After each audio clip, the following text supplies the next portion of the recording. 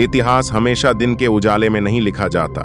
कभी कभी सबसे खौफनाक जीतें रात के उस अंधेरे में जन्म लेती हैं, जहां दुश्मन को मौत के आने की आहट तक नहीं मिलती।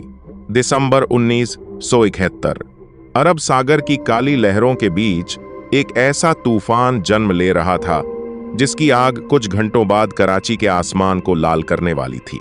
पाकिस्तान को भरोसा था कि कराची का बंदरगाह अभेद्य है, लेकिन उसी समय भारतीय नौसेना एक ऐसा खेल तैयार कर रही थी जो पूरी दुनिया के सैन्य इतिहास को बदलने वाला था। दिल्ली के बंद कमरों में बैठकर भारतीय रणनीतिकार सिर्फ युद्ध नहीं सोच रहे थे, वो पाकिस्तान की सांसें रोक देने वाला हमला तैयार कर रहे थे। पूर्वी पाकिस्तान जल रहा था। लाखों लोग अपनी जान बचाकर भारतीय सीमा की तरफ भाग रहे थे और पूरे उपमहाद्वीप में युद्ध की गंध फैल चुकी थी। इंदिरा गांधी जानती थीं कि यह संकट अब बातचीत से नहीं सुलझेगा। अब फैसला बंद कमरों में नहीं, युद्ध के मैदान में होने वाला था। भारतीय नौसेना के सामने सबसे बड़ा सवाल सिर्फ हमला करना नहीं था। सवाल था कि पाकिस्तान की युद्ध मशीन को पूरी तरह अपाहिज कैसे बनाया जाए। एडमिरल एम नंदा का जवाब साफ था, अगर कराची रुक गया तो पाकिस्तान की पूरी युद्ध क्षमता घुटनों पर आ जाएगी। लेकिन समस्या यह थी कि कराची कोई साधारण बंदरगाह नहीं था। उसके चारों तरफ रडार, युद्धपोत और समुद्री सुरक्षा की कई परतें तैनात थीं। पाकिस्तान को पूरा भरोसा था कि भारत इतनी दूर समुद्र के भीतर घुसकर हमला करने की हिम्मत कभी नहीं करेगा, और यही उनका सबसे खतरनाक भ्रम था।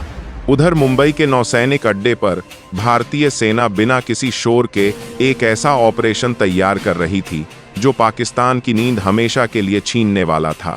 इन छोटे मिसाइल जहाज़ों को देखकर शायद कोई अंदाजा भी नहीं लगा सकता था कि कुछ दिनों बाद यही जहाज कराची के आसमान को आग से भर देंगे। ये थीं ओसा क्लास मिसाइल बोट्स, छोटी, तेज और इतनी खतरनाक कि दुश्मन को संभलने का मौका तक नहीं देती थीं। लेकिन इन जहाज़ों में एक ऐसी कमजोरी थी जिसने पूरे मिशन को लगभग नामुमकिन बना दिया था। इनका ईंधन बेहद सीमित था। जहाज कराची तक पहुंच सकते थे, लेकिन शायद वापस लौट नहीं सकते थे, और यही इस मिशन का सबसे डरावना सच था। अब सवाल सिर्फ जीत का नहीं था, सवाल यह था कि क्या भारतीय नौसेना मौत के इतने करीब जाकर भी वापस लौट पाएगी। अगर समंदर के बीच दुश्मन ने उन्हें देख लिया तो पूरा हमला शुरू होने से पहले ही खत्म हो सकता था।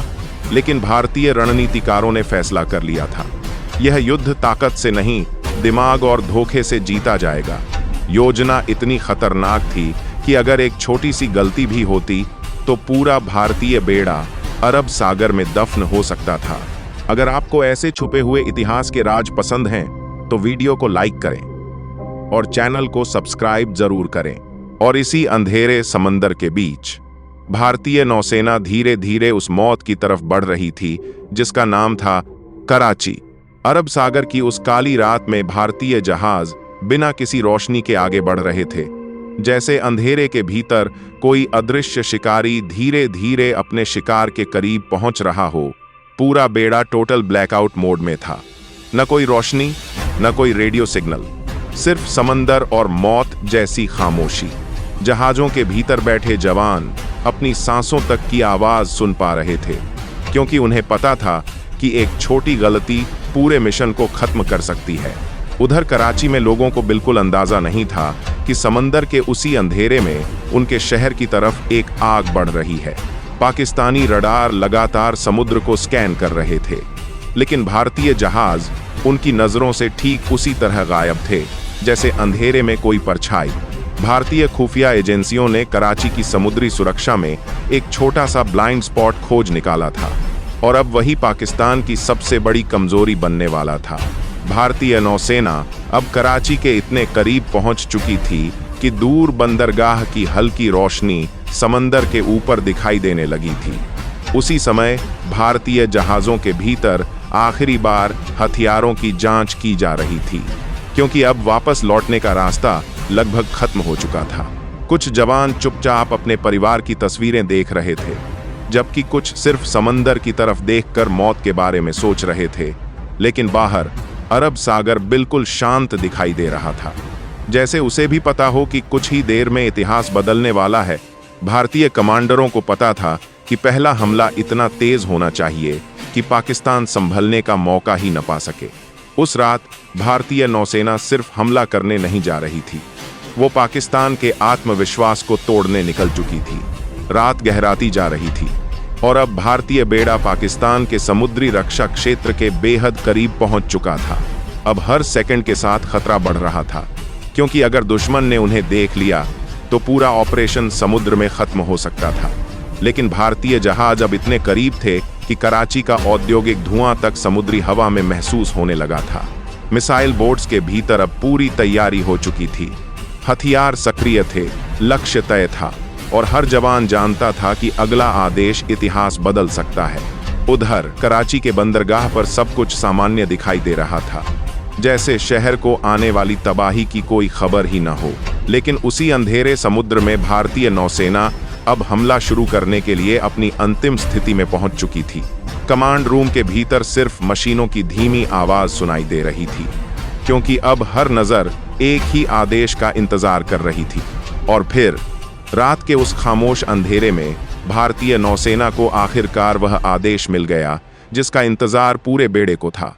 कुछ ही सेकंड बाद अरब सागर की उस काली रात को पहली बार आग की चमक चीरने वाली थी। भारतीय नौसेना की उंगलियां अब लॉन्च बटन के बेहद करीब थीं और कराची को अभी तक खतरे की भनक तक नहीं लगी थी। रात के लगभग 11:45 भारतीय नौसेना ने आखिरकार वह कदम उठा लिया जिसने कराची का इतिहास बदल दिया। INS निर्घात से पहली स्टिक्स मिसाइल आग उगलती हुई अंधेरे आसमान की तरफ निकल चुकी थी। कुछ सेकंड के लिए पूरा समंदर उस आग की चमक से रोशन हो उठा और फिर सब कुछ दोबारा अंधेरे में डूब गया। पाकिस्तानी रडार ऑपरेटर पहले तो समझ ही नहीं पाए कि यह आखिर था क्या, क्योंकि हमला उनकी उम्मीद से कहीं ज्यादा तेज था। लेकिन अगले ही पल अरब सागर के ऊपर एक ऐसा धमाका गूंजा जिसने पूरे कराची बंदरगाह को हिलाकर रख दिया। भारतीय मिसाइल सीधे पाकिस्तान के युद्धपोत PNS खैबर से टकराई थी और कुछ ही सेकंड में जहाज आग में घिर चुका था। कराची के भीतर अचानक अफरा तफरी मच गई, क्योंकि किसी को समझ नहीं आ रहा था कि हमला आखिर कहां से हुआ है। लेकिन भारतीय नौसेना का हमला अभी खत्म नहीं हुआ था। असली तबाही अब शुरू होने वाली थी। पहले धमाके के बाद पाकिस्तान को लगा कि हमला खत्म हो चुका है, लेकिन भारतीय नौसेना अभी कराची की सबसे बड़ी कमजोरी तक पहुंचना बाकी थी। कराची बंदरगाह के भीतर अब हर तरफ चीखें, अलार्म और जलते जहाजों की रोशनी दिखाई देने लगी थी। उधर भारतीय मिसाइल बोट्स अब सीधे कराची के तेल भंडार की दिशा में आगे बढ़ रही थीं, जहां पाकिस्तान की असली ताकत छिपी हुई थी। भारतीय रणनीतिकार जानते थे कि अगर कीमारी ऑयल फार्म जल गया तो पाकिस्तान की आधी युद्ध क्षमता उसी रात खत्म हो जाएगी। लेकिन पाकिस्तान को अब भी यह समझ नहीं आ रहा था कि भारतीय हमला आखिर कितनी बड़ी तबाही लेकर आया है। अरब सागर की ठंडी हवा के बीच भारतीय मिसाइल सिस्टम अब अपने अगले लक्ष्य पर लॉक हो चुके थे। कुछ ही पलों बाद भारतीय नौसेना ने दूसरी मिसाइल दाग दी और इस बार निशाना सीधे पाकिस्तान की ऊर्जा नस पर था। कराची के ऊपर उड़ती वह मिसाइल कुछ सेकंड बाद इतिहास के सबसे भयावह समुद्री धमाकों में बदलने वाली थी। और फिर कीमारी ऑयल फार्म के भीतर ऐसा विस्फोट हुआ जिसने पूरे कराची को आग की लाल रोशनी में डुबो दिया। धमाका इतना भयानक था कि कराची के कई इलाकों में लोगों को लगा जैसे शहर पर परमाणु हमला हो गया हो। कुछ ही मिनटों में पाकिस्तान के तेल भंडार का बड़ा हिस्सा आग में बदल चुका था और बंदरगाह अब जलते हुए नरक जैसा दिखाई दे रहा था। पाकिस्तानी नौसेना अब पूरी तरह घबराहट में थी, क्योंकि उन्हें समझ नहीं आ रहा था कि हमला आखिर कहां से हो रहा है। कुछ रिपोर्ट्स के मुताबिक घबराहट में पाकिस्तानी सैनिक अपने ही इलाकों की तरफ फायरिंग करने लगे थे। उधर भारतीय मिसाइल बोट्स बिना रुके अंधेरे समंदर को चीरती हुई वापसी की तरफ मुड़ चुकी थीं। लेकिन मिशन अभी खत्म नहीं हुआ था, क्योंकि असली चुनौती अब दुश्मन से बचकर वापस लौटना थी।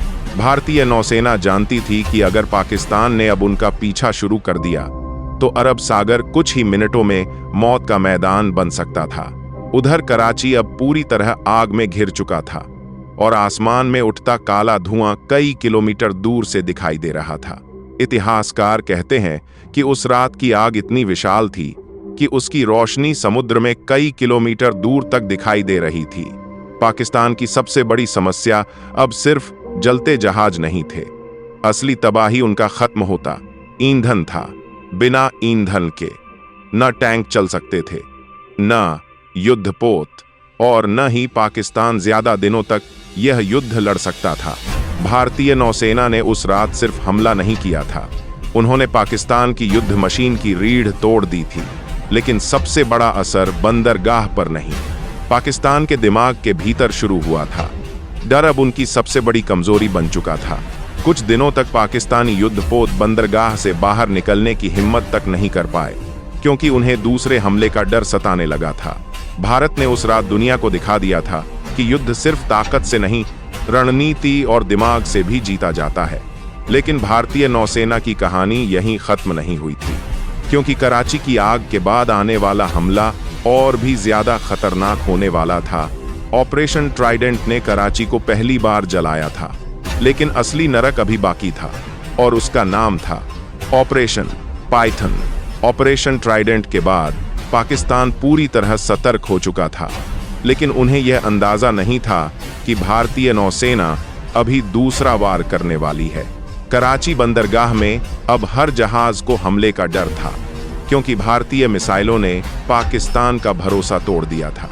लेकिन दूसरी तरफ भारतीय नौसेना एक और गुप्त मिशन की तैयारी शुरू कर चुकी थी, जिसका लक्ष्य इस बार और भी खतरनाक था।